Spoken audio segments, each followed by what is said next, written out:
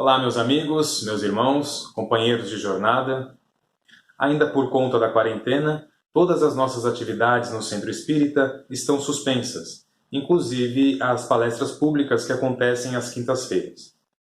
Dessa forma, como nós, trabalhadores e frequentadores, sabemos da importância que tem a palestra, bem como a aplicação do passe, queremos aqui disponibilizar a todos vocês uma palestra virtual. É uma palestra que se assemelha muito às palestras presenciais. Teremos aqui uma prece de abertura, a palestra em si, que será um vídeo com o palestrante que nós iremos aqui escolher. Teremos a prece de encerramento e, por fim, o passe virtual. O passe virtual equivale, sim, ao passe aplicado numa casa espírita de forma presencial. Dessa forma, também, é necessário que, onde nós estejamos durante esse passe virtual, que nós tenhamos o nosso pensamento elevado, que nos mantenhamos calmos, para poder receber essa energia, essa doação do plano espiritual. Espero que todos aproveitem a palestra e até mais.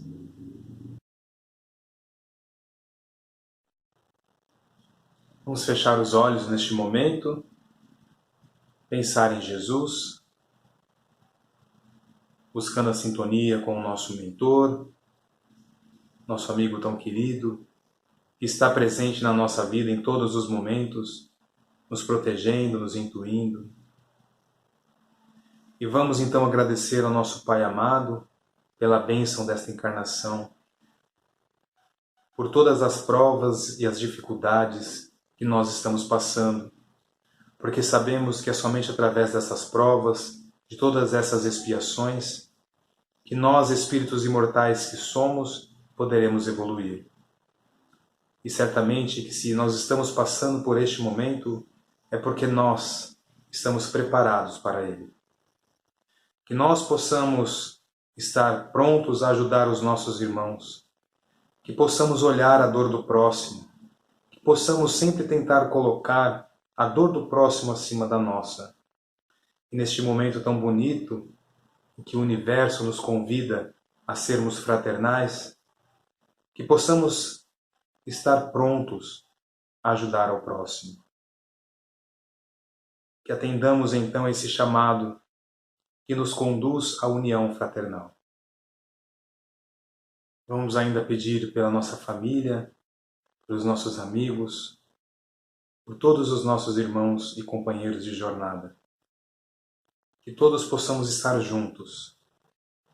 Que não nos esqueçamos nunca dos ensinamentos do nosso Mestre Jesus. Que quando fizermos a qualquer um desses pequeninos, é a Ele, ao nosso Mestre, que estaremos fazendo. Que tenhamos sempre coragem e muito bom ânimo. Que assim seja. Graças a Deus.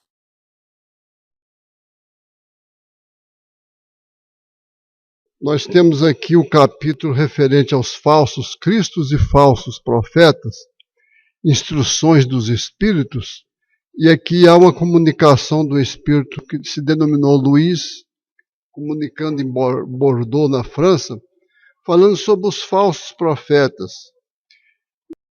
Um pequeno trecho para dar início à explanação sobre esse assunto. Se vos disserem, o Cristo está aqui, não vades, ao contrário, tende-vos em guarda, porquanto numerosos serão os falsos profetas. Não vedes que as folhas da figueira começam a branquear, como prenúncio da sua floração, aguardando a época própria? Conhece-se a árvore pelo fruto. Se, pois, são amargos os frutos, já sabeis que má é a árvore. Se, porém, são doces e saudáveis, direis, nada que seja puro pode provir de fonte má. Então, esse espírito bater na tecla do ensinamento do Mestre Jesus, falando que uma das maneiras assim próprias para reconhecer a procedência de um pensamento, porque falso profeta é tudo aquilo que contraria a verdade. Essa verdade que Jesus fala que nos liberta. É o grande o grande ensinamento que norteia para nós os caminhos por onde devemos palmilhar. Quando alguma coisa de ordem científica, de ordem filosófica, moral, dentro dos ensinamentos cristãos, nós devemos duvidar. Seja através de um médium que fala alguma coisa, ou de um cientista que proclama lá os seus ensinamentos, um filósofo. Tudo isso nós temos que passar pelo crivo da razão e do bom senso.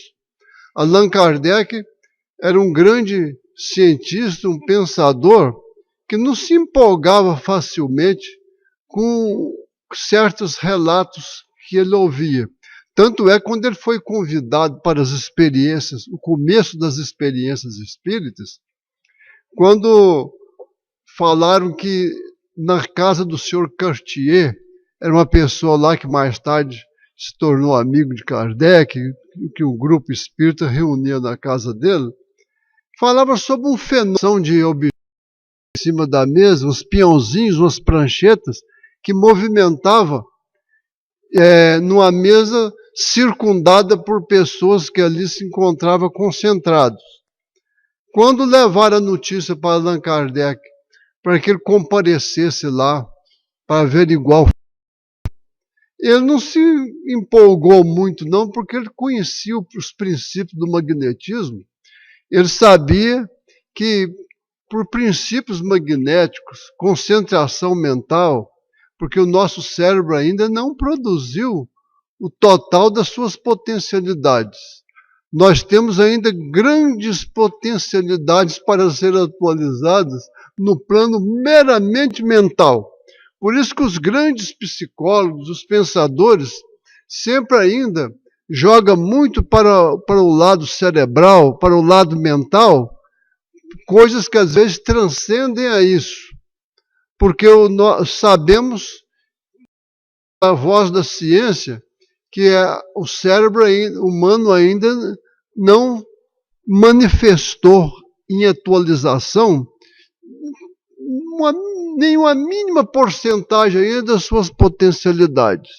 E Allan Kardec, conhecedor dos princípios do magnetismo e da força mental, quando foi convidado a primeira vez para comparecer em reunião onde fenômeno, porque tem pessoa que gosta muito de fenômeno, preocupa com isso e acha que isso aconteceu um fenômeno, quem produziu esse fenômeno merece até se ajoelhar diante dessa pessoa e adorar como se aquela pessoa fosse até um Cristo, vamos dizer assim, só porque houve um fenômeno.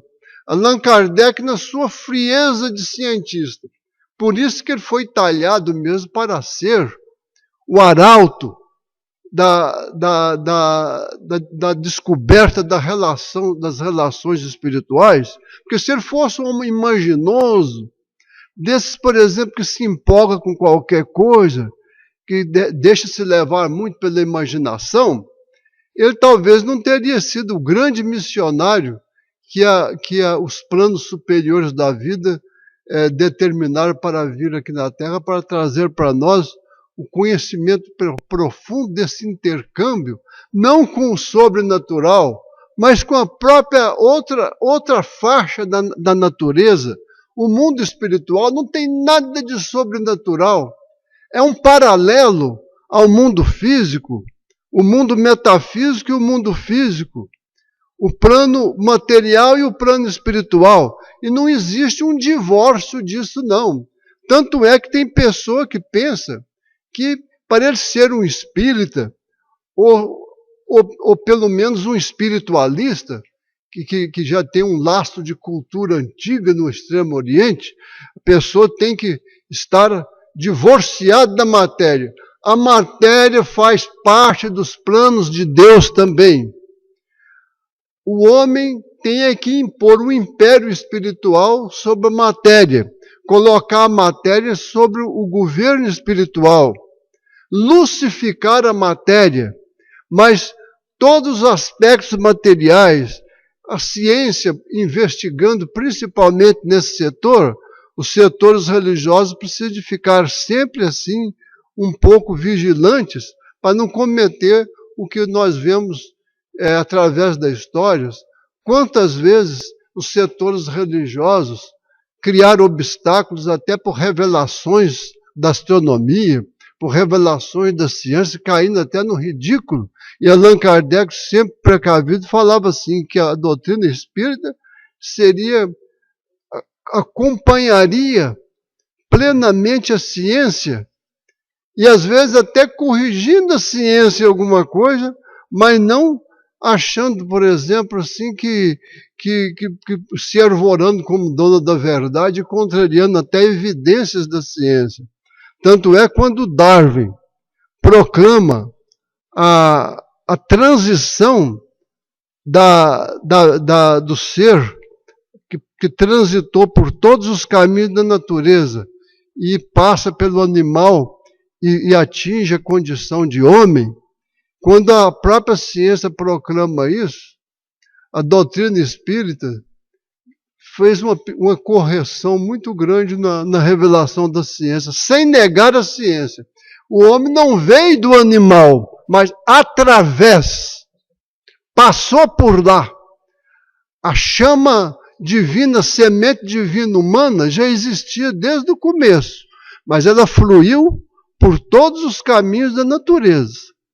Ela atravessou todos os caminhos da matéria e das situações animais, mas não foi originada pelo animal. Animal nenhum produziu o homem, mas que o ventre pode ter sido uma barriga de aluguel para a espiritualidade fazer com aquilo que já era para ser humano desde o início, ter transitado por lá. Isso é coisa que a doutrina espírita não contém. Pode até ter atravessado pelo animal, como a água atravessa um cano, mas a água não é cano. A água vem de uma fonte. Se uma pessoa de pouco conhecimento, um selvagem, por exemplo, vê uma torneira jorrando água aí, ele pode até querer beijar a torneira, achando que aquela torneira produziu água. E a torneira não produziu água coisa alguma, ela não tem a capacidade de criar a água. Ela pode canalizar, como o animal pode ter até canalizado o homem na sua transição por toda a natureza. Aí então vem dizer, né, a religião no sentido maior da ligação com Deus, a doutrina espírita, reconhecer que a transição do ser humano no meio animal não significa que o ser humano veio do animal, mas que pode ter atravessado, pode o animal ter sido um meio através. Então Allan Kardec, convidado pela manifestação dos fenômenos que acontecia na casa do Sr. Cartier, ele agradeceu o convite e falou assim, olha, eu não vou aparecer por lá, não, porque vocês estão reunidos lá em torno de uma mesa com concentração mental, alguns pendores que um ou outro pode ter, pode até provocar essa movimentação de objetos em cima da mesa. Mas depois ele recebeu um outro convite, falou, olha, agora nós estamos convidando o senhor para comparecer lá de novo, porque os objetos não fazem movimentos aleatórios, não. Respondem perguntas. Se faz uma pergunta, o peãozinho roda na mesa lá e produz letras e escreve respostas. Aí então o Kardec fala, bem, agora isso me preocupa, que já está havendo um princípio inteligente, que o fenômeno por si só não tem nenhum princípio inteligente nele.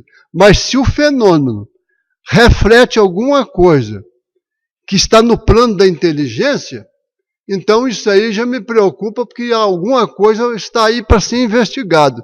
Aí Allan Kardec começa a investigar o fenômeno, através daquela manifestação começa a receber respostas.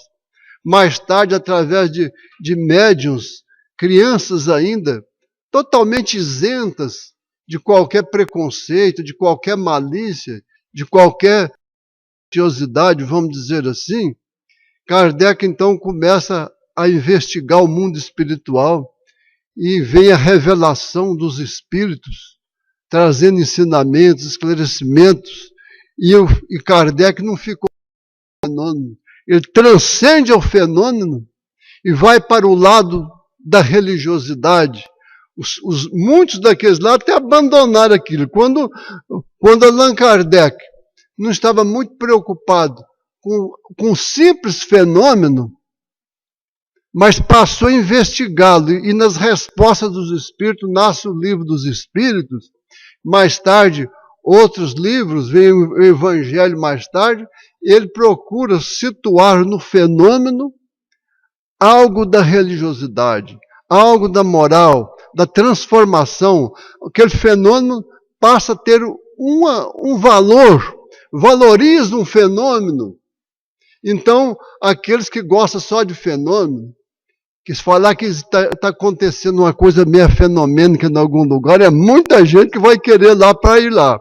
Mas se falar que lá está havendo alguma coisa de interesse moral em torno daquele fenômeno, diminui muito o comparecimento das criaturas lá em torno daquilo. Porque o ser humano está muito preocupado com o lado dos fenômenos. E por isso, às vezes, empolgado com os fenômenos, vão muito para o lado das coisas espetaculares, das coisas assim meio estranhas, e às vezes até se envereda para rumos fora dos caminhos corretos de agir. Aí então que vai para o rumo dos falsos profetas. E falsos profetas não existem só apenas no plano religioso, não, de encarnados, também nos planos espirituais. É onde mais existem os falsos profetas. Kardec conversava com os espíritos assim com toda a naturalidade, e às vezes até ele se tornava um pouco austero.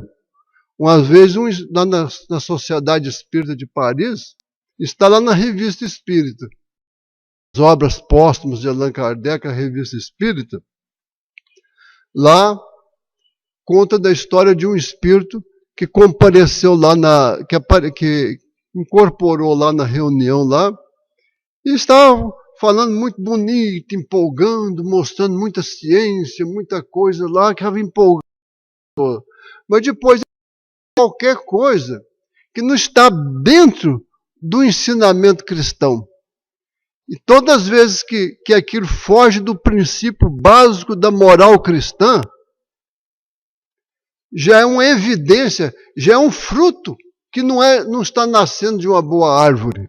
É a hora que a pessoa tem que ficar um pouco de atalaia, ficar um pouquinho de observação.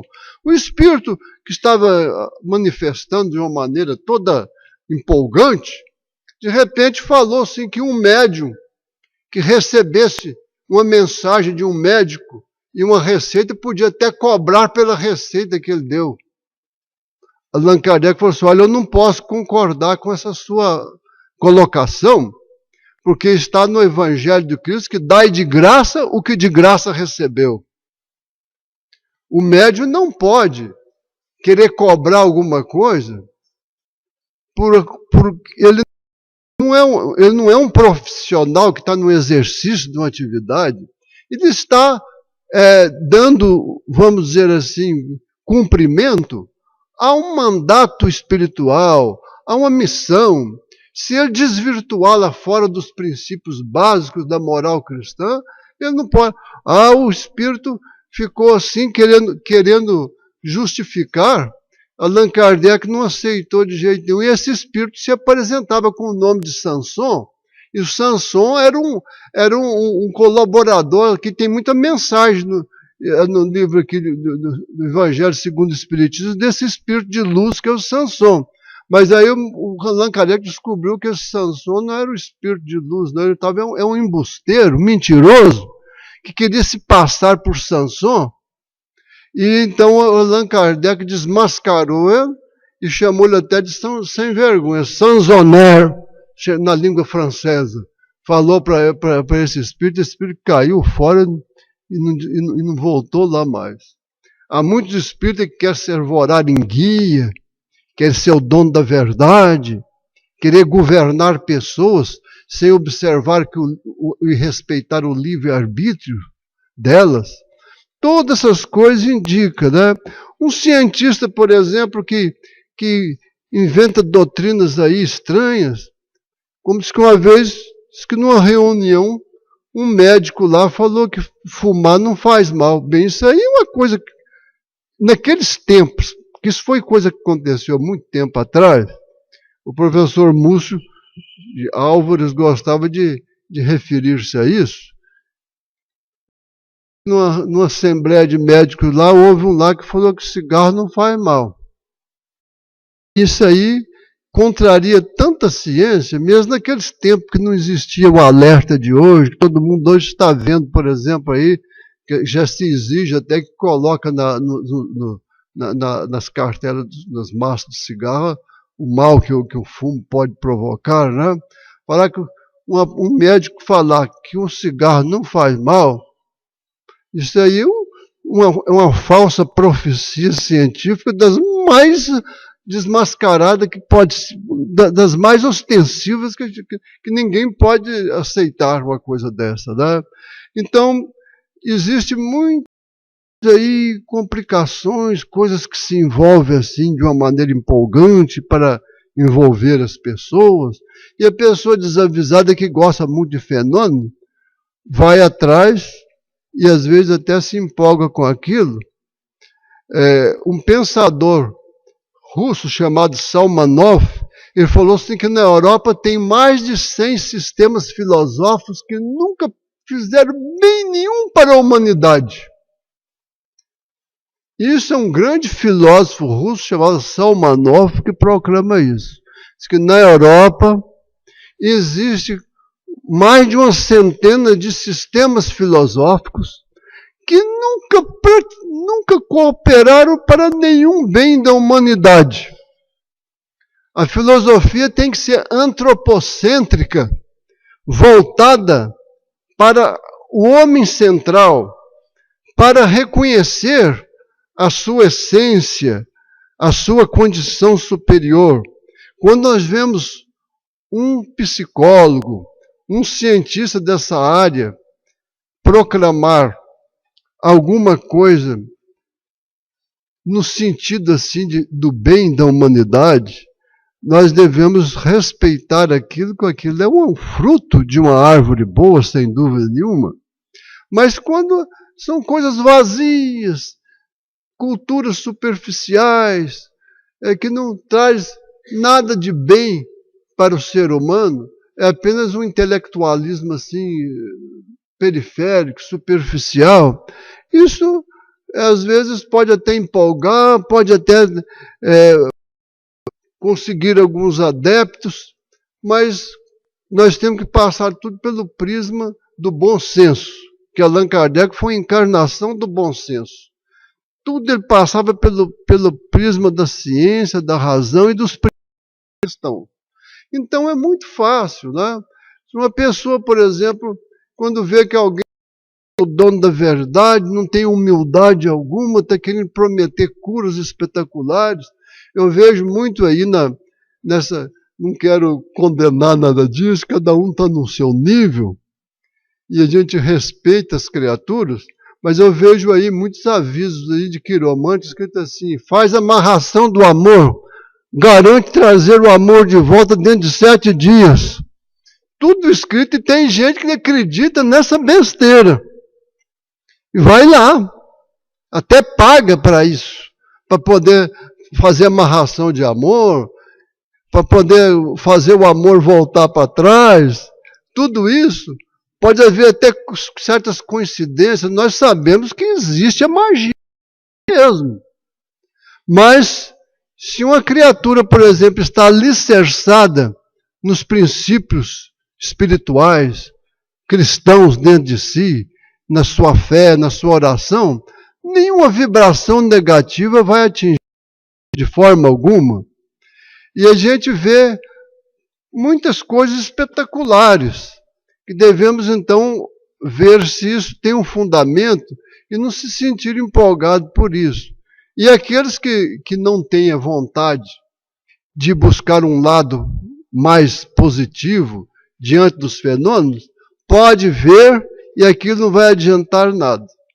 Lá na Europa, na cidade de Braunau, lá na Áustria, cidade onde nasceu o homem, o Führer da Segunda Guerra, que arrasou o mundo na Segunda Guerra, né? O Hitler, lá na cidade de Braunau, 5 sacerdotes jesuítas,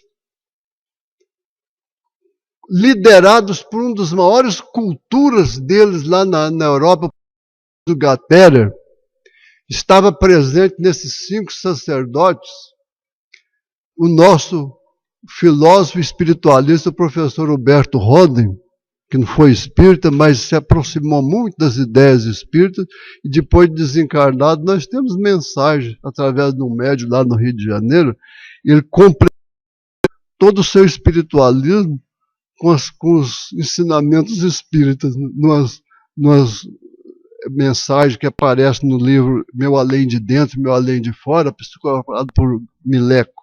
Mas é um médium lá do Rio de Janeiro, cego, que já faleceu, que nunca conheceu nem nada da obra do Roden, escreveu com identidade de estilo tão grande as revelações dele no mundo espiritual, muito maravilhosas.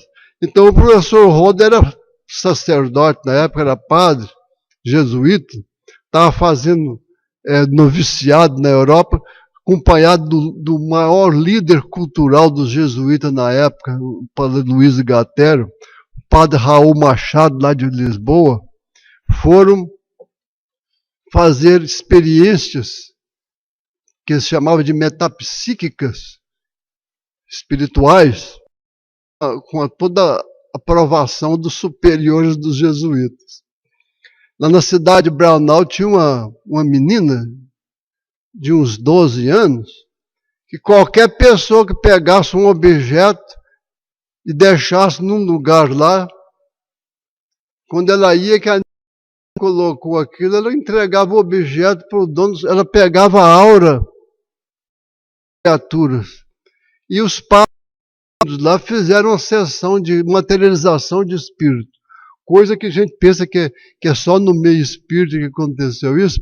5 padres jesuítas, com a presença do Roden, numa casa lá, lacraram as janelas, botaram até selo, para ficar comprovado que ninguém entrou ali sem ser os 5 padres, e a menina.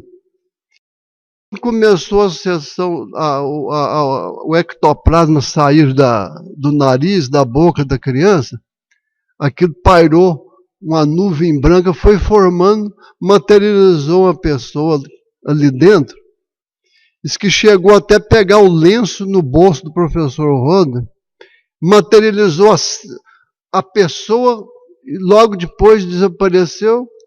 E todos os padres ali, o Roden sempre achou que o fenômeno espírita é uma coisa que aconteceu. Mas ele falava assim, que não é por causa disso que vai beijar os pés dessa menina por ter sido uma médium, que merece toda adoração, como se fosse uma santa, porque mediunidade é um pendor que pode acontecer em todos os setores religiosos, fora dos setores religiosos, pode ter médios bons, médios maus, conhecedores ou ignorantes, mas às vezes que tem um pendor, a menina tinha esse pendor. Então o professor Roden atestou esse fenômeno de materialização como uma coisa muito importante, e o padre Raul Machado, que assistiu tudo isso, escreveu um livro, tudo sobre o espiritismo, condenando o espiritismo, como se ele não tivesse nem presenciado esse fenômeno que aconteceu. Quer dizer, quando uma pessoa não quer, muito ainda à altura de assimilar revelações, ela vê aquilo. Eu já vi gente falar que nem vendo não acredita que viu. Há pessoas, por exemplo, o filósofo Spinoza dizia que o entender segue a direção do querer. Quando a pessoa não quer, não adianta querer entrar por goela abaixo as coisas que a gente quer impor. Nós não podemos querer impor nada em criatura nenhuma. Os falsos profetas tem a intenção, às vezes, de querer impor as suas ideias, foge da humildade cristã, querer mostrar coisas que não são verdadeiras, e mesmo desvirtuar as verdadeiras e ensinar coisas fora dos rumos espirituais. Isso acontece muito. Então, falso profeta existe no mundo físico, material, no mundo espiritual, no meio da ciência, no meio dos filósofos, e nós devemos passar tudo pelo crivo do bom senso. Agora vamos distinguir as coisas. Às vezes uma pessoa, que é até uma pessoa meio errada, mas está ensinando uma coisa certa, a gente deve dar muito mais valor naquilo que está sendo ensinado do que ficar observando os defeitos da pessoa que está ensinando. Espero que todos tenham gostado da palestra. Certamente ali muitas reflexões, principalmente para os dias atuais, para que nós nos indaguemos quem são e aonde estão os falsos profetas de hoje. E para encerrarmos, eu gostaria de trazer aqui uma passagem do livro Fonte Viva, do Espírito Emmanuel, psicografia de Francisco Cândido Xavier, o capítulo 81, e também foi a pedido de um dos frequentadores da casa. Eu gostaria que vocês fechassem os olhos e refletissem sobre esse texto, sobre essas palavras que aqui vão ser lidas. Então fechem os olhos neste momento. Capítulo 81, A Candeia Viva. Ninguém acende a candeia e coloca debaixo do módio, mas no velador. Assim alumia todos que estão na casa. Jesus, isso está lá no capítulo 5, versículo 15 do Evangelho de Mateus. Sem a palavra, é quase impossível a distribuição do conhecimento. Sem o amparo irmão, a fraternidade não se concretizará no mundo. A assertiva de Jesus, todavia, atinge mais além. Atentemos para o símbolo da candeia. A claridade na lâmpada consome força ou combustível. Sem o sacrifício da energia ou do óleo, não há luz. Para nós, aqui, o material de manutenção é a possibilidade, o recurso, a vida. Nossa existência é a candeia viva.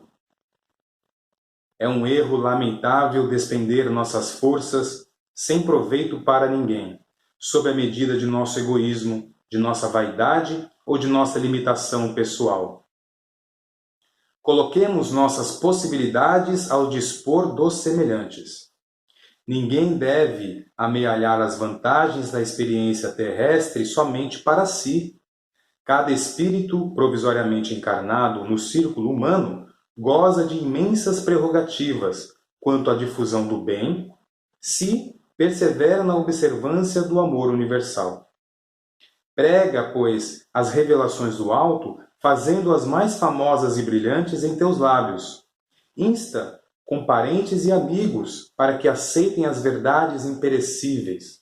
Mas não ouvides que a candeia viva da iluminação espiritual é a perfeita imagem de ti mesmo. Transforma as tuas energias em bondade e compreensão, redentoras para toda a gente, gastando para isso o óleo de tua boa vontade, na renúncia e no sacrifício, e tua vida em Cristo passará realmente a brilhar.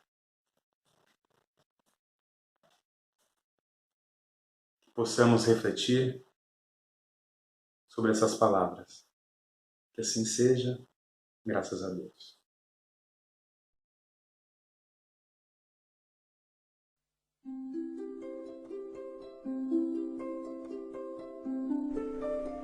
Passe virtual. Depois de iniciado o passe, não pense em mais nada. Mentalize sua casa, sua família e seus desejos. Usando a sala de passe virtual do Instituto André Luiz, esteja convicto de que realmente precisa tomar um passe. Não use a sala somente por curiosidade. Visitando a sala por visitar de maneira informal, deixará de usufruir dos seus benefícios quando dela necessitar realmente. Utilize a sala com gratidão e respeito, como faria num centro espírita material. Aconselhamos a utilização da sala apenas uma vez por semana, salvo em caso de grande necessidade. Em silêncio, evoque a proteção de Deus e de Jesus para o passe. Desejando, após a invocação, rogue também o concurso do seu anjo da guarda ou dos espíritos superiores com os quais tenha maior afinidade. Procure afastar de sua mente quaisquer pensamentos negativos. Respire fundo, pausadamente, com calma e confiança. Prepare-se para orar. Ore com Jesus. Pai nosso que estás no céu, santificado seja o teu nome. Venha a nós o teu reino e seja feita a tua vontade, assim na terra como no céu. O pão nosso de cada dia dá-nos hoje. Perdoa as nossas dívidas, assim como nós perdoamos os nossos devedores. Não nos deixeis cair em tentação, mas livrai-nos do mal. Porque teus são o reino, o poder e a glória para sempre. Assim seja. Vamos dar início ao passe. Como as folhas envelhecidas se desprendem das árvores, deixe os sentimentos que já não servem mais se soltarem de você suavemente, mas de forma inexorável. Pequenos pontos de sofrimento e que se chamam amargura, tristeza, raiva, decepção, se vão de sua mente um a um para não mais voltar. O vento da vida leva-os para longe sem que possam retornar e refazer o vínculo pernicioso. Pouco a pouco a árvore de suas emoções vai se esvaziando de negatividade até mostrar-se limpa e pronta para a renovação.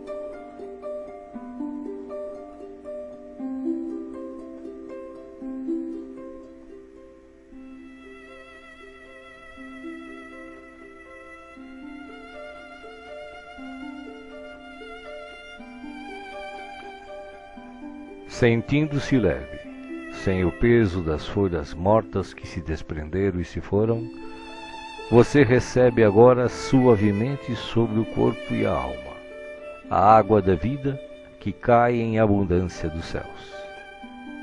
Esta água limpa, higieniza, purifica, desobstrui e tonifica todas as células do seu ser.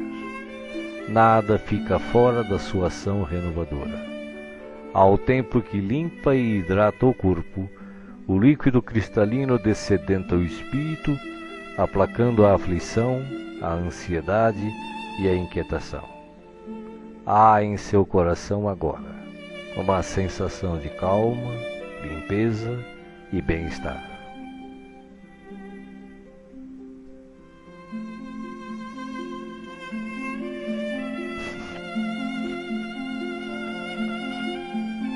Um leve frio, e eis que o sol de Deus surge para aquecer e aconchegar. Os raios cariciosos penetram-no por inteiro, aquecendo-o ternamente qual materno abraço, proporcionando conforto e segurança ao coração. Neste momento, o amor maior aquece o seu ser, afastando o gelo de toda e qualquer aflição. Nenhum outro sentimento que não o de alegria e confiança assomam à sua mente agora. Você está em paz, envolvido pelo calor que o protege.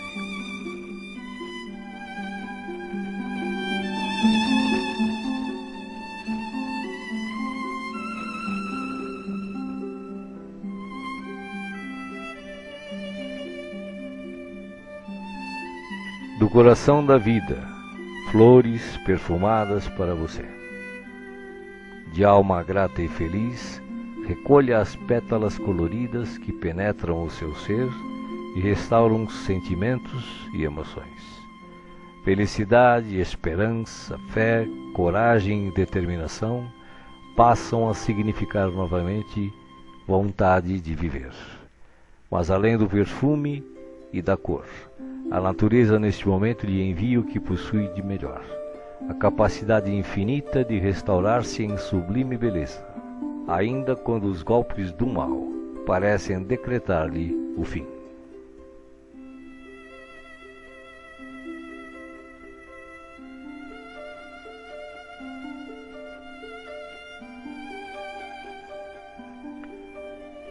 As mãos divinas estão repletas de luz.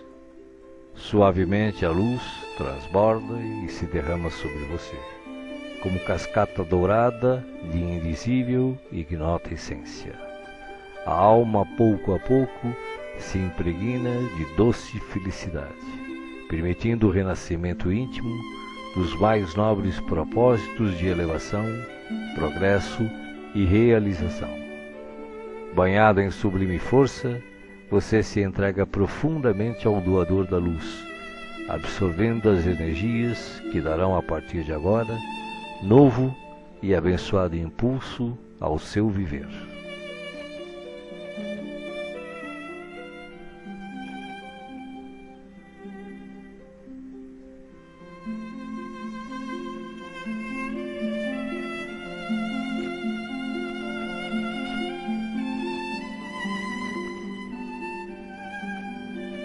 Sinta agora à sua volta a presença de Jesus, que te pergunta: me chamastes?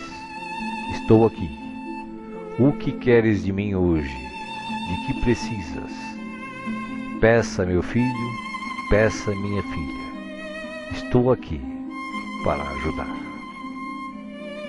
Faça agora o seu pedido especial a Jesus, enumerando os problemas e as dificuldades que o afligem.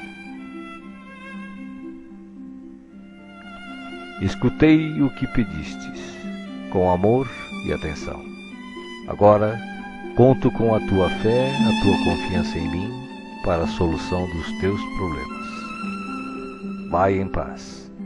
Te acompanharei com os olhos, não te perderei. Creia em Deus, creia também em mim. Estarei com você todos os dias, até o fim. Seja feliz. Deixo-vos a paz, a minha paz vos dou. Não vou-la dou como o mundo a dá. Não se turbe o vosso coração. Crede em Deus, crede também em mim. Não se turbe o vosso coração, nem se atemorize. Eu sou o caminho e a verdade e a vida. Ninguém vai ao Pai a não ser por mim. Os bons espíritos, os espíritos puros e as falanges de luz também enviam a você agora as melhores emanações de paz, saúde, alegria e refazimento, do mais altos desde as mais belas cidades espirituais até a morada dos anjos, em uníssono com o Criador, uma radiosa luz o envolve plenamente. Você não está só. O universo inteiro pulsa o amor de que se constitui, e este amor quer tocá-lo agora, em toda a sua plenitude, para que os problemas, as dores, as enfermidades e as dificuldades em geral sejam afastadas em favor da sua paz e renovação. Você está recebendo vida, vida em abundância. Guarde-a no coração.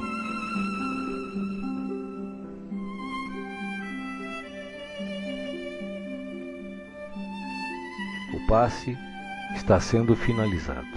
Respire pausadamente e repita agradecido: obrigado, Senhor, por este dia. Que ele me seja produtivo e feliz, como tu desejas. Assim seja.